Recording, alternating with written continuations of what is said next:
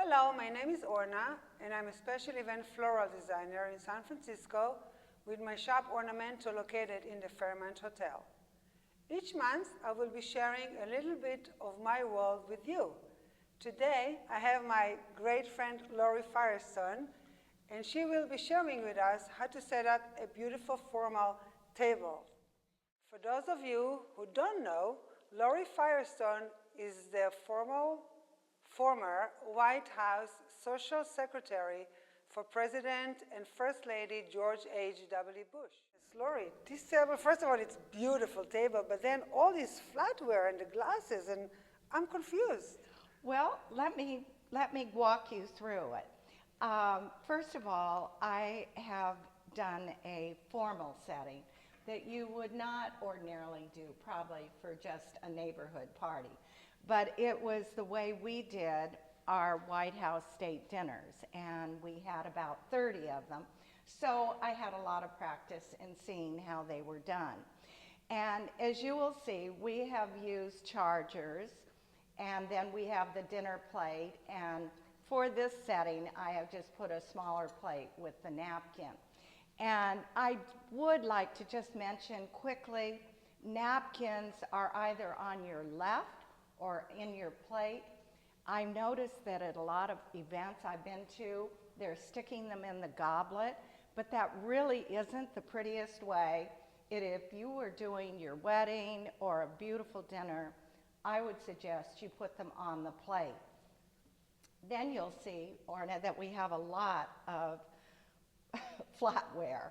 Now, Laurie, question, so if I'm going to put it on the left side, do I put the forks on top of the napkins? No, and that's why I think people have decided that it's easier to put it on the plate, because the place setting looks so pretty without it. It does, beautiful. You know, if you put it here, because you don't want them fumbling for their napkin, and so it makes it kind of complicated. This makes it so much easier.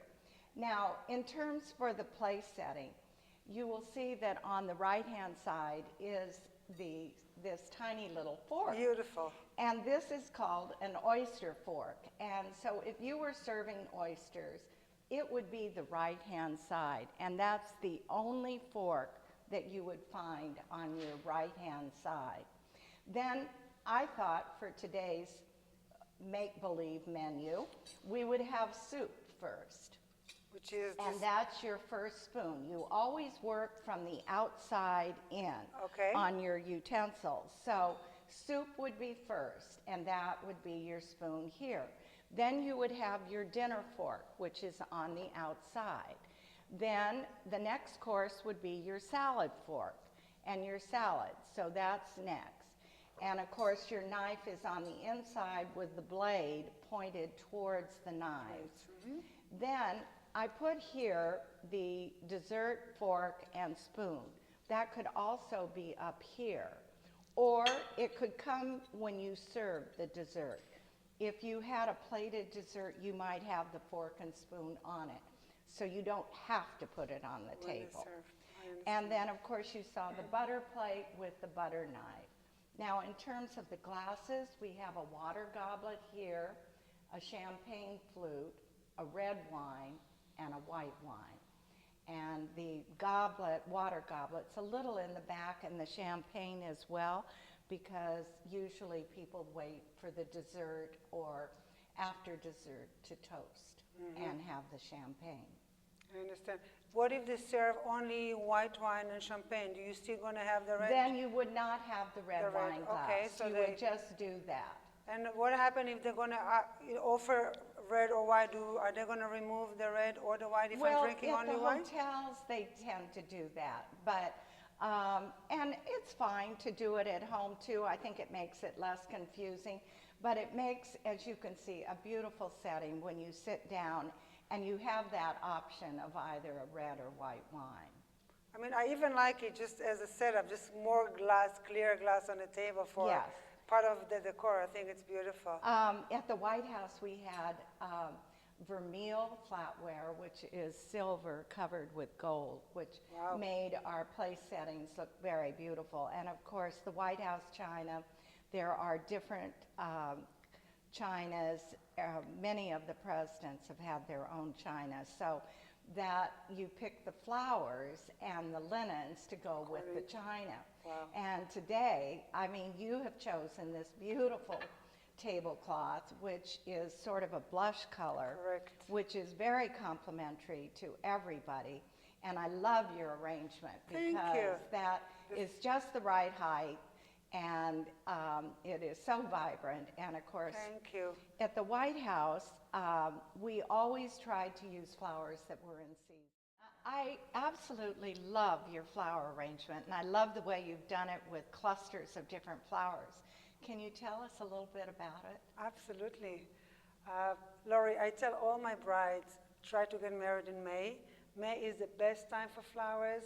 You get all the seasonal anemones, ranunculus, garden roses, sweet peas. Did I say peonies?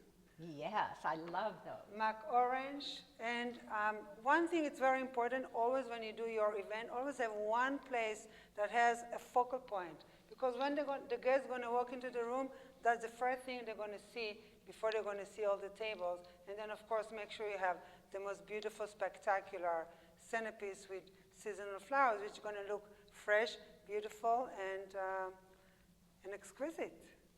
And that, your flower arrangement is so beautiful.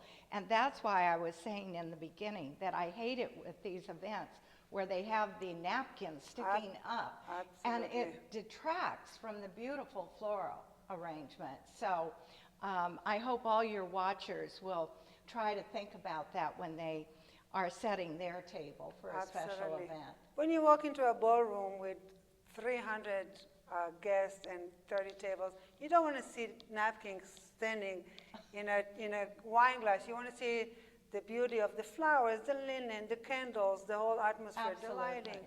And I hope that our brides learn a few things today from us.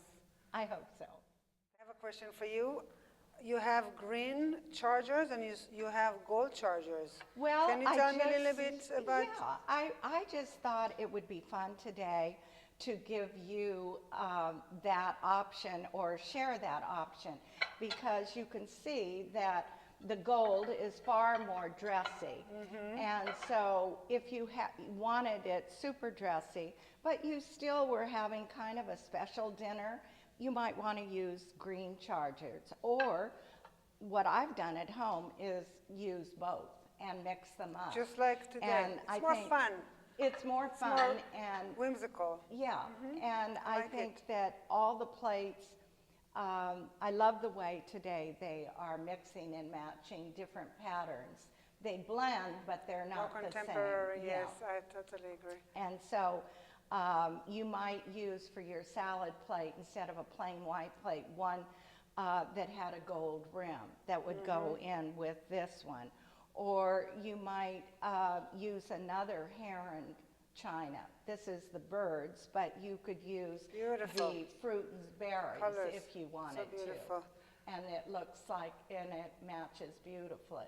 So I think you can make a very formal place setting today, but you can also be very creative. Have fun with that. And have fun with it. I have another question for you. We have 2 plates on top of the charger. Can you tell me what each plate is for? Well, the dinner plate, of course, is the larger plate. And then in order to show everything today, I thought it would be fun. This, as a special salad course, they would take away the charger and dinner plate and bring back the salad course, and that would be on this plate. However, you could also use this plate for the dessert if you wanted to, or you could have a different plate. So that's what I mean about mixing up china. And so I know all of us have extra sets of china, and you think, oh, when am I going to use this? Well, it's so fun because you can use it when you know, for the dessert when all the other chinas are. Right, and there are no rules. I mean, if you entertain at home, I think you can just be open and just do whatever works for you and But for all the brides who want to do everything perfectly, then they have to kind of, you know, check up on everything and be detail oriented. Absolutely. Because Not every place carries a full, they usually offer a 5-place setting, and you really need 8 or 9 pieces, depending on the menu. Right. So Laurie, working in the White House, I'm sure you have a nice juicy memory for us? Well, I was thinking about that because I thought you would probably ask me. But I have to say, out of the 30 state dinners, each one took on a personality of its own, in a matter of speaking. But of course, one of my favorite memories is when Queen Elizabeth and Prince Philip came to the White House. And so the royals, as they are all referred to, it was very exciting, and we knew that we could not make any mistakes. And having said that, the Queen was absolutely lovely. I'm sure. And she puts everybody at ease, and even called me over the day she left to have a private audience and thank me, which was super nice of her. Wow. But out of as I said, we had 30 state dinners. But this one, every state dinner is the most glamorous event that they do at the White House. So we go to a lot of trouble. And in that particular dinner, as I had mentioned earlier, we use those beautiful peonies that are only come, of course today things are a little different with hothouse peonies, but they were that apricot color that starts out very strong, and then as they open, they get softer and softer. And so Mrs. Bush wanted to use those along with roses, and that's where we started. We then talked to the florist and chose the flowers and then the complementary linens that would go with it. And then the china. And as I recall, that particular dinner, we used the Johnson china, which was so fun because around the borders of the plates, the dinner plates and the dessert plates and salad plates, instead of having it around the borders, in the center they have wildflowers, picturing one from all the 50 states. And the border shows all of them, or many of them, and then they have bigger ones on the smaller plates. And in my book, you will see the menu that we served for the Queen. And I hope others will take a look at the book because it's sort of fun and get ideas for menus of what they can use. So, absolutely, yeah, good idea. It was a very fun event. Thank you so much, Laurie, for being here with us. It was such a treat to have you here. And thank you so much for watching. I hope we inspired you to put this most beautiful table for your next event or wedding.